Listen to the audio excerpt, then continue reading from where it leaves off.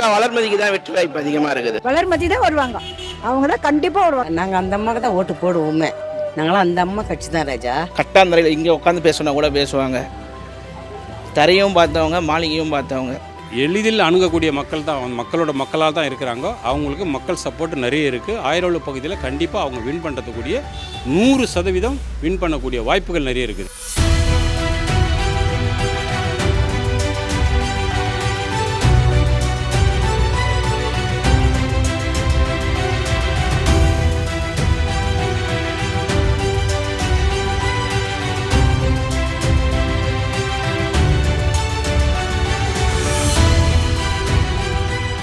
₹5000 கொடுக்குற மாதிரி கொடுத்துட்டு கரண்ட் பில்லை ஏற்றியாச்சு, வீட்டு வரியை ஏற்றியாச்சு, குப்பை வரியை ஏற்றியாச்சு, எல்லாத்துக்கும் வரி. எடப்பாடியார் அவர் இருந்து ஆட்சியில் இருக்கும்போது அவரால் உருவாக்கப்பட்ட திட்டங்களை தான் இவங்க ரிப்பன் வெட்டி அதை ஓப்பன் பண்ணிடுறாங்க. மற்றபடி புதிதாக அவங்க பெருசாக செயல்படவே தெரியல. முதல்ல வந்த உடனே நாங்கள் வந்து டாஸ்மாக் கடையில் கையெழுத்து போடுறோம்னாங்க, கல்வி கடனை ரத்து செய்கிறோம்னாங்க. எதுவுமே அவங்க செய்யலையே. எளிதில் அணுகக்கூடிய மக்கள் தான், மக்களோட மக்களாக தான் இருக்கிறாங்க. அவங்களுக்கு மக்கள் சப்போர்ட் நிறைய இருக்குது. ஆயிரவளு பகுதியில் கண்டிப்பாக அவங்க வின் பண்ணுறதுக்கூடிய 100% வின் பண்ணக்கூடிய வாய்ப்புகள் நிறைய இருக்குது. குழந்தை முதற்கொண்டு 2 வரல தான் காட்டுறாங்க. அந்த அளவுக்கு இது ரொம்ப ரீச் ஆயிடுச்சு. மக்கள் ஒரு மாற்றத்தை விரும்பணும்னு கொண்டு வந்துட்டாங்க.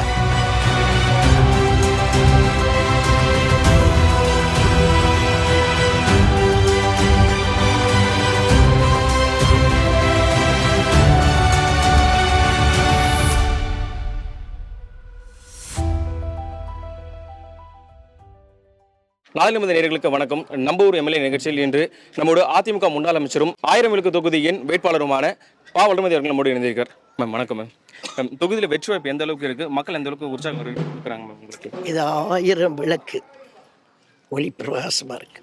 அதிமுக சார்பில் பல்வேறு வாக்குறுதிகள் கொடுத்துருக்காங்க மேம். குறிப்பாக பெண்களுக்கு நிறைய வாக்குறுதி சொல்லியிருக்கீங்க. அந்த வாக்குறுதியில் பெண்கள் மத்தியில் எந்த அளவுக்கு வரவேற்பு பெற்றிருக்கு மேம்? சூப்பராக வரவேற்பு கொடுக்குறாங்க. அது போன முறை எதுவுமே கொடுக்காம ஏமாத்திட்டு லாஸ்ட் எலெக்ஷன் வந்தோடனே ₹5000 கொடுத்து ஏமாத்துறது எல்லாருக்குமே தெரிஞ்சிருக்குது. ₹5000 கொடுக்குற மாதிரி கொடுத்துட்டு கரண்ட் பில்லை ஏற்றியாச்சு, வீட்டு வரியை ஏற்றியாச்சு, குப்பை வரியை ஏற்றியாச்சு, எல்லாத்துக்கும் வரியை கரண்ட் பில் மட்டுமே இவர் கொடுக்குற 5000ல் கரண்ட் பில்லு தான் கட்டலாம். வேறு பெண்களுக்கு தேவையான ஒரு முழு பூ கூட வாங்கி வச்சுக்க முடியாது, அந்த நிலை இப்போது. அதனால் இவங்களுக்கெல்லாம் தெரியுது, வரியெல்லாம் ஏற்றிட்டு ₹5000 கொடுத்துருக்குறாங்க. அந்த ₹5000 கூட தேர்தலுக்காக கொடுத்தது தான், மக்களுடைய நன்மைக்காக கொடுக்கல. ஒரு 1000 விழுக்கு தொகுதியில் வெற்றி வாய்ப்பு யாருக்கு இருக்கு? அக்கா வளர்மதிக்கு தான் வெற்றி வாய்ப்பு அதிகமாக இருக்குது. வளர்மதி தான் வருவாங்க, அவங்க தான் கண்டிப்பாக வருவாங்க. கண்டிப்பாக வருவாங்க. நாங்கள் அந்த அம்மாவுக்கு தான் ஓட்டு போடுவோமே. நாங்களாம் அந்த அம்மா கட்சி தான் ராஜா. நாங்கள் மாறவே மாட்டோம். நீ பணம் கொடுங்க, அந்த பணத்தை நாங்கள் வாங்கிக்கோ. இருந்தாலும் அம்மாவுக்கு தான் நாங்கள் போடுவோம். எங்களுக்கு வளர்மதி அம்மா தான் எங்களுக்கு பிடிக்கும். இருந்தாலும் நாங்கள் அந்த இது தான், நாங்கள் சின்ன வயசுலேருந்து அந்த அம்மாவுக்கு தான் நாங்கள் ஓட்டு போடுவோம். நாங்கள் வேறு யாருக்கும் ஓட்டு மாற்றிலாம் போட மாட்டோம். இந்த கட்சி அந்த கட்சியில் மாற மாட்டோம், இந்த கட்சி இந்த கட்சியில் மாற மாட்டோம். ஏன் நாங்கள் ஒரே கட்சி ரெட்டையில் தான். வளர்மதி அக்கா எனக்கு 95 நாள்லேருந்து 2000லேருந்து எனக்கு வளர்மதி அக்கா தெரியும். 2011 அவங்க 1000 விழுக்கு சட்டமன்ற உறுப்பினராக இருக்கும்போது தான் தொட்டில் குழந்தை திட்டம் வந்தது. அவங்க சமநலத்துறை மந்திரியாக இருக்கும்போது தான்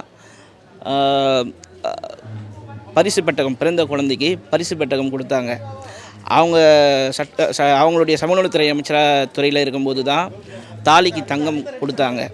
2011 அவங்க எனக்கு பரிச்சயமானவங்க.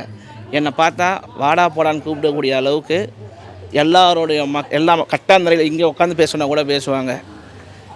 தரையும் பார்த்தவங்க, மாளிகையும் பார்த்தவங்க. அவங்கள சொன்ன வாக்குறுதி கொடுத்ததை யாரும் நிறைவேற்றலை. இவங்க நிறைவேற்றினாங்க. முன்னாடி ஃபர்ஸ்ட் பீரியடில் இவங்க எம்எல்ஏவாக இருக்கும்போது நிறைவேற்றினாங்க. இந்த தடவை நிறைவேற்றுவாங்கன்ற ஒரு நம்பிக்கை, செஞ்சுருக்காங்க. அதனால கண்டிப்பாக செய்வாங்கன்ற ஒரு நம்பிக்கையும் இருக்குது எங்களுக்கு. மக்களுக்கு அவர் கொடுத்த வாக்குறுதிகளை ஃபர்ஸ்ட் ₹10,000 அதை செயல்படுத்துவார். அனைத்து கடைத்தான் அடைப்பார். அடைச்சு தமிழ்நாடு ஒரு முன்னோடி, இந்தியாவிலே ஒரு முன்னோடி மாநிலமாக ஐயா பாரத பிரதமர் மோடியோட அவருடைய ஒரு ஆசீர்வாதத்தோட இல்லை அவருடைய வழிகாட்டுதல் படி இந்தியாவில் பல நலத்திட்டங்களை கொண்டு வந்து தமிழ்நாடு முன்னிலை மாநிலமாக மாற்ற பாடுபடுவார் என்று கண்டிப்பாக இந்த 2026 அதிமுக ஆட்சி 1000 விழுக்கு அமோக வெற்றி பெறும். இந்த தொகுதியில் பார்த்தீங்கன்னாக்கா ஏகப்பட்ட குறைபாடுகள் அதிகமாக இருக்குது. நம்ம இந்த தர்மாபுரத்தில் வந்து பார்த்தா முக்கியமான கோரிக்கை வந்து பார்த்தா இந்த கோயிலை வந்து பார்த்தினாக்கா கும்பாபிஷேகம் பண்ணுற இந்த ஒரு கோரிக்கை தான். அந்த கோரிக்கையை வந்து பார்த்தீங்கன்னா ஒரு ஸ்டார்டிங்கே வரும்போதே வந்து பார்த்தினாக்கா நாங்கள் பண்ணுறோன்னு சொல்லிட்டு வந்துட்டு இன்றைக்கி வந்து பார்த்தீங்கன்னா இந்த ஆட்சி முடியும் போது 4.25 வருஷத்துக்கு அப்புறமா தான் வந்து பார்த்தா இன்றைக்கி கோயிலே இடிச்சிட்டு போயிருக்காங்க. இதுக்கப்புறம் அவங்க ஆட்சிக்கு வந்தால் கூட அடுத்த ஒரு 5 வருஷம் அவங்க ஆட்சி முடியும் போது தான் அதை வந்து பார்த்தினாக்கா செவரு எழுப்புவாங்க. அந்தமாதிரி இது தான் இவங்க இருக்காங்க. அதாவது எப்படி சொல்லுதுனாக்கா நம்ம ஆட்சி முடியும் போது நம்ம எதனா ஒன்று பண்ணிட்டு ஓட்டு கேட்கலாம் அப்படின்ற ஒரு ஐடியாவில் தான் இவங்க பண்ணியிருக்காங்க. அதனால் இவங்க மேலே எங்களுக்கு நம்பிக்கை கிடையாது. அக்கா வளரும்போது தான் எங்கள் ஸ்ட்ராங்காக வின் பண்ணுவாங்க. எளிதில் அணுகக்கூடிய மக்கள் தான் மக்களோட மக்களாக தான் இருக்கிறாங்க. அவங்களுக்கு மக்கள் சப்போர்ட் நிறைய இருக்குது. ஆயிரவள பகுதியில் கண்டிப்பாக அவங்க வின் பண்ணுறதுக்கூடிய 100% வின் பண்ணக்கூடிய வாய்ப்புகள் நிறைய இருக்குது. எளிதாக அணுகுறாங்க, மக்களுடைய குறைகளை கேட்குறாங்க, மக்களுக்கு என்ன தேவைகள்ன்றது அவங்க பார்க்குறாங்க. அந்த தேவைகள் எடுத்து வந்தால் கவர்மெண்ட் வந்தால் முதல்வர்கிட்ட பேசி அந்த தேவைகளை மக்களுக்கு அவங்க ஆயிரவள பகுதியில் அதை செய்யக்கூடிய வாய்ப்பு அவங்களுக்கு நிறைய இருக்குது. மேம், ஆயிரம்விளக்கு தொகுதியோட மக்களுடைய பிரதான கோரிக்கை என்ன இருக்குது? நாளைக்கு நீங்கள் ஆட்சிக்கு வந்ததுக்கப்புறம் அந்த கோரிக்கை எப்படி மேம் சரி பண்ணுவீங்க? இங்கே நிறைய கோவில் இடம் இருக்குங்க. ரெண்டாவது அரசாங்கத்தினுடைய புறம்போக்கு இடங்கள் அந்த காலத்துலேருந்தே இருக்குது. இப்போ இல்லை, ஒரு 500-600 ஆண்டு காலமாக இந்த பகுதியிலே வசிக்கிறவங்க 5 தலைமுறையாக வசிக்கிறவங்க இங்கேயே இருக்கிறாங்க. அவங்களுக்கு பட்டா வேணும்னு கேட்குறாங்க. பட்டா தான் மிக முக்கியமான விஷயம். அந்த பட்டா அவங்களுக்கு கிடைச்சாதான் அவங்களுக்கு ஒரு தன்னுடைய பிள்ளை கல்யாணத்துக்கு ஏதோ கொண்டு போய் வாங்குறதுக்கோ இல்லை அடமானம் வைக்கிறதுக்கோ அவங்களுக்கு பயன்படும். ஏதாவது ஒரு விஷயத்தில் அவங்களுக்கு பயன்பெறும். பட்டா இல்லாததுனால எதுவுமே பண்ண முடியல அவங்களால. கல்யாண வயசில் இருக்கிற பொண்ணுக்கு கூட இப்போ இருக்க தங்கமலை விற்கிற விலையில் கல்யாணம் கூட பண்ணி வைக்க முடியல. அந்த நிலையில தான் பொதுமக்கள் வசிக்கிறாங்க. அதனால பட்டா பிரச்சனை ஒன்று. ரெண்டாவது, நீங்கள் போது பார்த்துருப்பீங்க, ஏதாவது ரோடு சரியாக இருக்கா? 5 வருஷம் ஆட்சியில் இருந்தவங்க அட்லீஸ்ட் ஒரு ஆளுங்கட்சி சட்டமன்ற உறுப்பினர் ஒரு ரோடு சரியாக இருக்கா? எங்கேயுமே ரோடு சரியாக இல்லை. நாங்கள் போகும்போது ஒரு அம்மா கூப்பிட்டு ரோட்டை காட்டலாங்க. இந்த ரோட்டில் நாங்கள் எப்படிங்க பள்ளிக்கூடத்துக்கு பிள்ளைங்கள் எல்லாம் அனுப்புறது, எல்கேஜி பிள்ளைங்க ப்ரீகேஜி பிள்ளைங்கள்லாம் நாங்கள் எப்படி 2 வீலரில் கொண்டு போகிறது, இதெல்லாம் மாற்றி கொடுங்கன்னு கேட்டாங்க. இது அடிப்படை தேவை தான், செய்கிற பிரச்சனைகள் தான். மக்களுக்கு தனிப்பட்ட பிரச்சனை எதுவுமே கிடையாது, பொது பிரச்சனை தான் கேட்குறாங்க. ரெண்டாவது, கழிவு நீர் கலந்து குடிநீரோட தண்ணி போகிறதுக்கு வழி இல்லை. இங்கே எல்லா இடத்துலையுமே தண்ணி போகிறதுக்கு வழி இல்லாமல் தான் வச்சுருக்குறாங்க. அதனால் இந்த தண்ணி போகிறதுக்குரிய வழிகளை அந்த மெட்ரோ வாட்டர் கார்ப்பரேஷன் 2 இணைஞ்சு, தனியாக மெட்ரோ வாட்டர் பண்ண முடியாது, 2 பேரும் இணைஞ்சு ஒரு கூட்டம் நடத்தி அண்ணன் எடப்பாடியார் முதலமைச்சராக வந்ததுக்கு பிறகு இது மேஜர் ப்ராப்ளம் ட்ரைனேஜ் பிரச்சனை தான். இதை ட்ரைனேஜ் எடுத்துட்டாலே எல்லாம் தண்ணி ஆட்டோமேட்டிக்காக போயிடும். இந்த 3 இஷ்யூ தான் பொதுமக்களுக்கு நாங்கள் கொடுத்துருக்கிற வாக்குறுதி. ஓகே மேம், கடந்த முறை ஆலந்தூர் தொகுதியில் நின்னீங்க, இந்த முறை ஆயிரம்விளக்கு தொகுதி எதனால்? எங்கள் கட்சி தலைமை சொல்லியிருக்கு, இந்த தடவை ஆயிரம்விளக்கில் நில்லுங்கன்னு. போன தடவை அங்கே நில்லுன்னாங்க. புரட்சித் தலைவர் எம்ஜிஆர் இருக்கும்போது மயிலாப்பூரில் நில்லுன்னாரு. எங்கள் கட்சி தலைமை என்ன கட்டளை இதோ அதுதான் நான் செய்ய முடியும். எடப்பாடியார் அவர் இருந்து ஆட்சியில் இருக்கும்போது அவரால் உருவாக்கப்பட்ட திட்டங்களை தான் இவங்க ரிப்பன் வெட்டி அது ஓப்பன் பண்ணிடுறாங்க. மற்றபடி புதிதாக அவங்க பெருசாக செயல்படவே தெரியல. அது பிரிட்ஜ் ஆகட்டும், ரோடாகட்டும், பல 11 மெடிக்கல் காலேஜ் கொண்டு வந்து அவர் இவங்க நான் சொல்கிறாங்க, நாங்கள் தான் கொண்டு சொல்கிறாங்க. அது புரியுது அவங்களுக்கு. அதாவது இன்னொருத்தர் செய்த இனிஷியல் அவங்க போட்டு அவங்க வேலை பார்க்குறாங்க. இதெல்லாம் மக்களுக்கு தெரியும். முதல்ல வந்த உடனே நாங்கள் டாஸ்மாக் கடையில் கையெழுத்து போடுறோம்னாங்க, கல்வி கடனை ரத்து செய்கிறோன்னாங்க. எதுவுமே அவங்க செய்யலையே. அப்புறம் அவங்க எப்படி செய்வாங்க? செய்யவும் இல்லை. செஞ்சிருந்தா நாங்கள் போடலாம், செய்யவே இல்லை. அதனால நாங்கள் இவங்க செய்வாங்க, செஞ்சு இருக்கிறாங்க, இதுக்கு பிறகு செய்வாங்கங்கிற ஒரு நம்பிக்கையில் நாங்கள் இவங்களுக்கு தான் செய்வோம். பொண்ணை கற்பறிக்கிறது எல்லாம் செய்கிறாங்க. அந்த கட்சி வரக்கூடாது, உதயசூரியன் வரக்கூடாது, திருடுறவங்க திருடின்னு தாங்கிறாங்க. யாருக்கும் எதுவும் செய்யலை.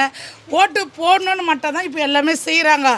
அந்த காலத்தில் இந்த காலத்து வரைக்கும் எம்ஜிஆர் கட்சி தான் வரணும், வேறு எதுவும் வரக்கூடாது, ரெட்டால தான் வரணும்.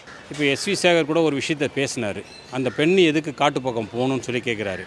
அது அவர் பெண்ணாக இருந்தால் கேட்டிருப்பாரா கேட்க மாட்டான்னு தெரியல. ஆனால் இருந்தாலும் அந்த குழந்தை தானே, ஒரு பெண் பிள்ளைக்கு நடந்தது தவறு தானே. அதை கேட்குறதுக்கு தான், தட்டி கேட்க தான் மக்கள் வேணும். இந்த மாதிரி கவர்மெண்ட் வந்தால் தான் அதெல்லாம் தட்டி கேட்க முடியும். மற்றபடி யாரும் அந்த கவர்மெண்ட்லேருந்து பாதுகாப்பு இல்லாமல் கொடுத்துட்டு உக்காந்துட்டு அதெல்லாம் தோப்பு பக்கமாக ஏன் போகணும், இந்த பக்கம் போடுவாங்க, லைட்டு போடுவாங்கன்னா இருட்டாக இருக்கிற இடத்துல லைட்டு போடுறதா கவர்மெண்ட்டு. மக்களுக்கு தேவையான வசதிகளை செய்து தரக்கூடியவர் தான் கவர்மெண்ட் வேணும். அம்மாவுக்கு சேர்ந்த மிகப்பெரிய திட்டத்தில் அம்மா உணவகம். நீங்கள் அம்மா உணவகத்தால் எவ்வளோ பேர் கோடி சொல்லணும். இன்றைக்கி நடுத்தர வந்துட்டான் கொரோனாவில். அன்றைக்கி எல்லாருமே பசியாறு ஒரே இடம் அம்மா உணவகம் மட்டும்தான். அவன் நடிகர்லாம் அவன் வீட்டில் தான் இருந்தானுங்க. ஆனால் களத்தை இருந்து அதிமுககாரன் மட்டும்தான். கொரோனா காலத்தில் உயிரே போனாலும் உயிரை துச்சமாக இருந்து யார் செயல்படுத்தினா அதிமுககாரன். தானே புயல் வரும்போது எல்லாம் வீட்டில் இருந்தானுங்க. களத்தில் இருந்து எடப்பாடியார், கஜா புயலில் இருந்து எடப்பாடியார். மேம் இப்போ 1000 விளக்கு தொகுதியில் வந்து 4 முனை போட்டின்னு சொல்லியிருக்காங்க மேம். நீங்கள் அதிமுக சார்பில் நீங்கள் நிற்கிறீங்க, திமுக சார்பில் ஏற்கனவே வெற்றி பெற்ற வேட்பாளர் எழிலவர் நிற்கிறாங்க, தாவக சார்பில் வந்து அதிமுக விலகி போன ஜெயஸ்ரீ பிரபா நிற்கிறார் மேம். களம் எப்படி மேம் இருக்கு? நாங்கள் வந்து இப்போ திமுக தான் எங்களுக்கு எதிரி, திமுக தான் எங்களுக்கு போட்டி.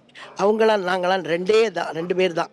அதனால் அதில் ஜெயிக்கணும்னு தான் நாங்கள் பார்த்துட்ருக்கோமே தவிர மீதி இருக்கிற பிரச்சனைகள்லாம் நாங்கள் கண்ணையும் காதலையும் ஏற்றுக்க மாட்டோம். Okay ma'am. இந்த தேர்தலை ஏன் அதிமுக வாக்களிக்குன்னு சொல்லுங்க. பொதுமக்கள் ஏன் இந்த தேர்தல் அதிமுக வாக்களிக்கும்? அது அவங்கள பார்த்து கேளுங்க. பொதுமக்கள் விரும்புகிறாங்க, ஒரு மாற்றம் வேணும்னு விரும்புகிறாங்க பொதுமக்கள்.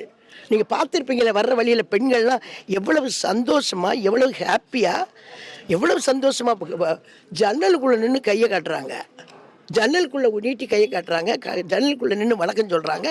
பார்த்தீங்கல்ல, நான் ஒன்றும் பொய் சொல்லலை, நான் ஒன்றும் உங்களை ஏமாத்துறதுக்காகவோ திமுக மாதிரி பொய் சொல்லலை. பொதுமக்கள் விரும்புகிறாங்க ஒரு மாற்றம் வரணும்.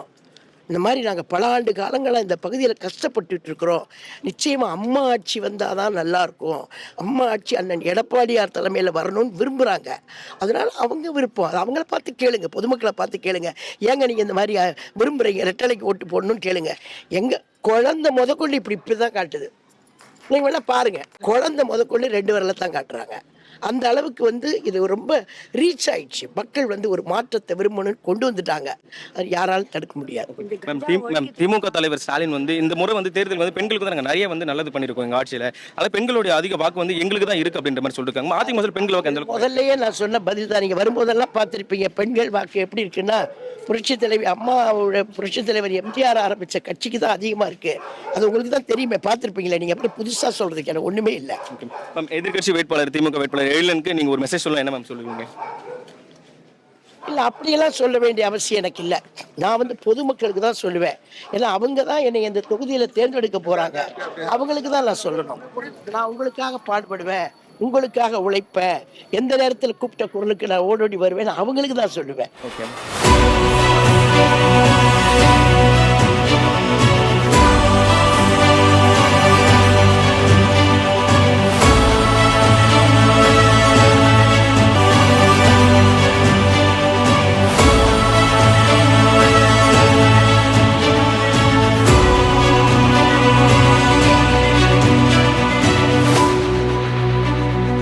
அரசியல்ல உண்மையா என்னதான் நடக்குது தெரிஞ்சுக்க நாளை நமதே சேனலை சப்ஸ்கிரைப் பண்ணுங்க.